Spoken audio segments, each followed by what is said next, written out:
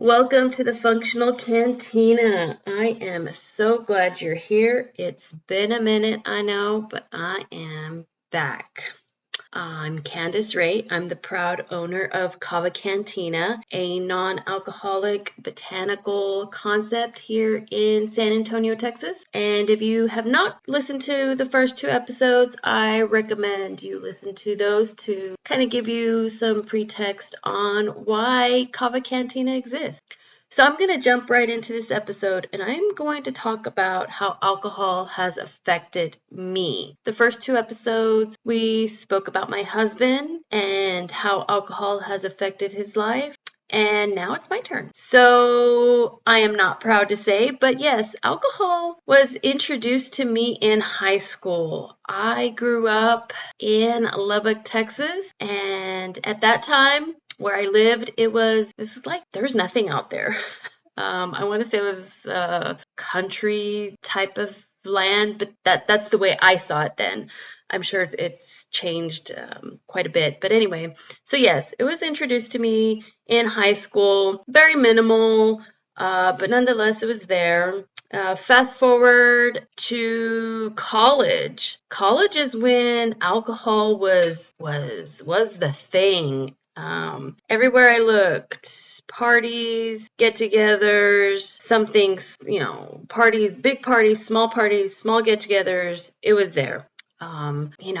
Your typical alcohol consumption, and I know that differs from person to person. But we would go out on the weekends and we would drink. If I were underage, where there was a will, there was a way. And unfortunately, bars did not do a very good job at getting underage drinking under control. So, like I said, bars, parties, yeah. So for me, I never really hit rock bottom in college, although I did have what people would consider rock bottom events. I had many drunken nights where my emotions were spewing to whoever it was. It could be my friends, it could be random strangers, it could be my parents. I recall, several instances where I voiced my opinion and my feelings while under the influence of alcohol. So as you can imagine, those conversations did not end well. They were not productive, and it just caused major issues. So that's that part. My dad and my stepmom were very gracious, and they asked me, hey, where do you want to go for your 21st birthday? Yeah, I could choose anywhere in the United States. I'm assuming, right? I didn't even really bat an eye to question, where I could go. I automatically said, oh, I want to go to Vegas. And it wasn't to experience gambling. Well, although, yeah, it was, but not really. It wasn't to experience a new place. It wasn't any of that stuff because I had been to Las Vegas before when I was younger. My mom too. But no, I chose Vegas because I wanted a wonderful drinking experience, bottom line. So, yep, we went to Vegas on my 21st birthday. It was fun. It was very fun, but I kind of regret getting so drunk every night that I would end up in the shower throwing up. I went with two girlfriends of mine, and I'm sure they didn't have a great time cleaning up after me, although one of my friends, I won't name her, but she was very wise to say, you can clean up your own shit. I'm not doing this. Yeah, so every night, drinking during the day. It was just a drinking frenzy, really. So much so that on the flight back, I was so hungover. Actually, not even hungover. I was still drunk from the night before. We left early in the morning. I want to say we left early in the morning. I can't really recall the timing. But yeah, I was so drunk. I was vomiting on the plane to go home. And actually, they wouldn't even take off until I got my vomiting under control. Everybody thought our party thought it was funny. I'm sure the people trying to get home or trying to get to wherever they were trying to get to did not think it was funny. And looking back at it, I don't think it was fun. So yeah, that was that instance. There was also the time where in college where we had a little get together. I can't recall how many people there were, but it was fairly small at somebody's house, and we all were drinking beer, Tecate Rojo to be precise. And we all decided, okay, it's time to go home. Let's just drive back home. And so Dumb and Dumber, leading the blind, we all got into our separate vehicles and we took the trek home. And one of my friends was pulled over, and I was in front of her. I see in the rearview mirror that she gets pulled over. I freak out. What do? I also pull to the side ahead of her. Why? Because I thought I could save her. I don't know. At that moment, I thought I could save her. I thought I could do something to I don't know. I called another one of my friends. I said, hey, so-and-so is getting pulled over. Like, what are you doing? I'm pulled over too in front of her. And I can't recall the conversation 100%, but I'm pretty sure she said, you need to just go home before you get yourself in trouble as well. And so long story short, my friend of mine, she was a good friend of mine. They took her to jail. And that was that you would have thought that was a wake-up call for me. And at that moment, it kind of was. I felt so bad. Like, her life at that time was in shambles. I mean, that caused a major rift in everything. She is, and she was like, a straight A student. She was very dedicated in school. She was a great friend. Everything was and is and going for her, and that issue became an issue. And so I know she worked her ass off to make it right, and she did make it right, but it was a lot of work, all because we went to a get together and we drank. So yeah, that was that issue, that event. There were so many drunken nights, regretful actions. Okay, so then I graduate college. And I'm working. Think I am got this under control. I didn't. The drinking still happened. Now it wasn't on a daily basis, and some might have thought I had a problem. I didn't think I have a problem, but that's very subjective, right? It's I think when you drink, it's a spectrum, right? And so what is major in somebody's eyes is not major in the other. What's too much in somebody's eyes is not too much in the other. So it's all very subjective, but did I have some sort of a drinking problem? Yes.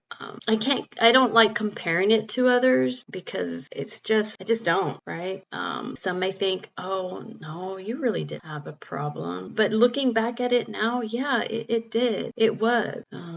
So, yeah, college is over. I'm living my, what we call, quote unquote, adult life, I guess, working. And then, I had my daughter, and you think, okay, well, drinking just completely stops. No, it really doesn't. It's just a part, it's everywhere. So I go to a concert, Mark Anthony concert, to be specific, and I went with a friend of mine. We had a great time. It was great. I didn't think I was drunk. I wasn't drunk. But it was raining. It was a really rainy outside.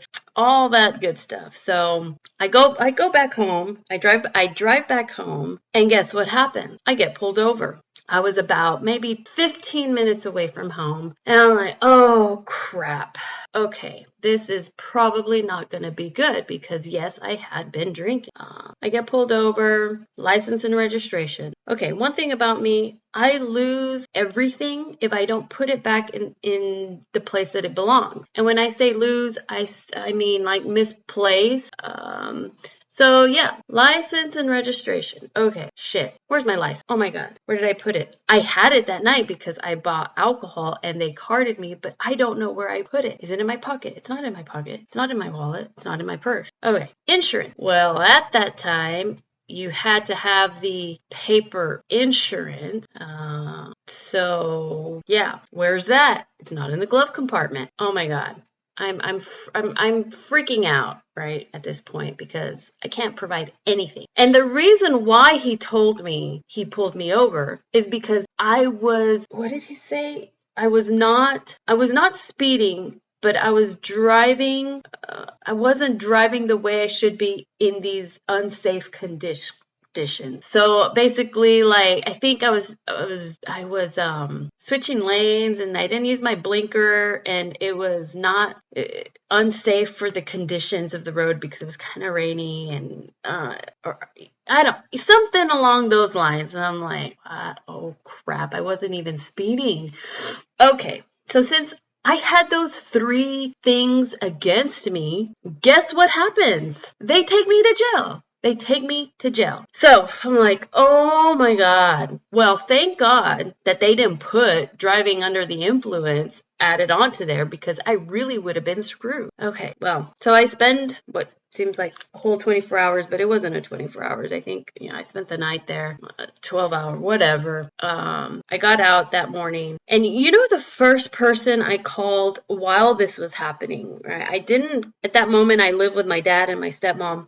I didn't call them. I called the only person who would understand me. I called my uncle. I called my uncle and my aunt, and I explained to them what happened. And like, I guess it is what it is. It was what it was at that moment. And I think that might have been my wake up call. And I say might have because I didn't fully wake up until here recently. And I'll get into that a little deeper a little later. But yeah, so I was scared shitless. My uncle and my aunt, they came and took me out. I had to call work. That was all the embarrassing things, right, that you do when you're under the influence with alcohol, and then the embarrassing things that come after that. And it was horrible. Mind you, I have my daughter, right?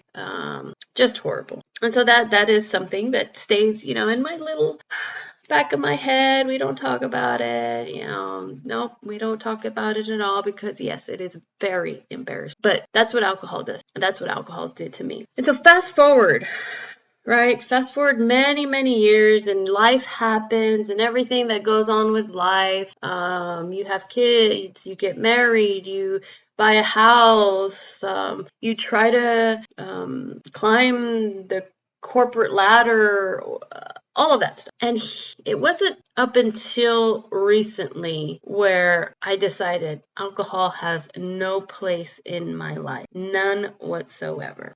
It has caused some embarrassing moments. It has caused some rift with my parents. Oh wait, did I mention? I forgot. How could I? The party I threw at my dad's house while my dad and my stepmom were out of town. That was in college. Yes, I threw a party. I did not ask them. And they found out. Yeah, they found out. It was not good. I was in a lot of trouble. Yeah. So alcohol just played some horrible, I don't even know how to explain it, but I think you get it. Nothing positive came out of me consuming alcohol in my younger days. And as I went through life, it did not provide any positive result. So about a year ago, a little bit more than a year ago, I said, you know what? Fuck this. I can't do this anymore. I have 4 kids of my own. I had just given birth. Well, I say just. I was about a year postpartum, and I have 2 stepkids. And yeah, it just was not working. So I did away with it. And it has been probably one of the best things I have decided to do, if not the best thing. And as I progress with this podcast, you'll understand why it has been the best thing. But I just wanted to give you a little context of how alcohol has played a factor in my life, how it has affected me. Now, it is very different than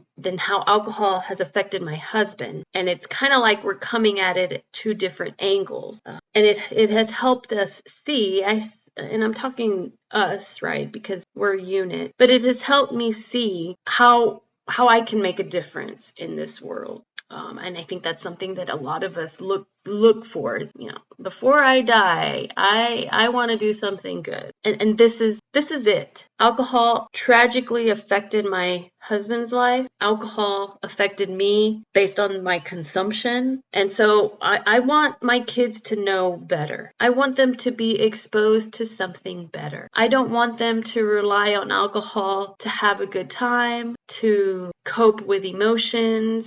I want them to see something different. And so here comes Cava Cantina. And you're probably wondering, well, why Cava Cantina? What's up with the name? Stay tuned. That'll come much later. But yeah, this is how alcohol has affected my life. This is why I have decided to be open about it, because I think it's important to know and to express that it's okay. It's not okay, but it's okay to talk about it. It's okay to be embarrassed about it. You're not the only one. I'm not the only one. And I also want to give people different options. So here I am. I'm talking about it, and I am doing all the research I can. I am testing so many products. I am reaching out to so many brands because I think it's very important that we have different options and that we show our kids different options and the world a different options. And it starts with somebody trying to do that. And that somebody is me.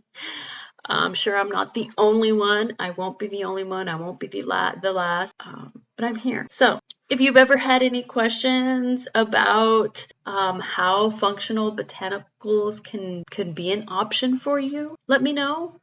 Reach out to me. If you have any other random questions, any other comments, hey, I'm an open book. I'm here. I welcome any of that. So I am hoping that I'm more consistent with this podcast because it is very important to me. But there's also other very important things that I am working on. But yes. I hope to be here much more consistently. So thank you for carving out some time for me. I appreciate it. And I look forward, if you're in San Antonio, I look forward to meeting you in real person. And if not, I'm always online. I try to be online and everywhere. So hope to talk to you, hope to meet you. And if not, we'll stay tuned and we will see you in the next episode. Right. Bye.